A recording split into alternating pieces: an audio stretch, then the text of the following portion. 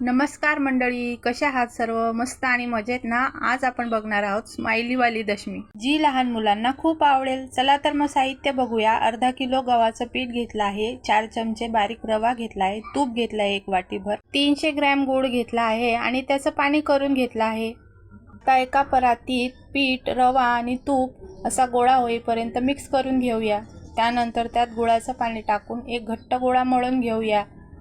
मळलेल्या गोळ्याला थोडं तूप लावून अर्धा तास एखाद्या पातेल्यात झाकून ठेवूया.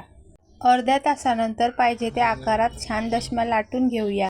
मुलांसाठी छान डेकोरेशन करूया.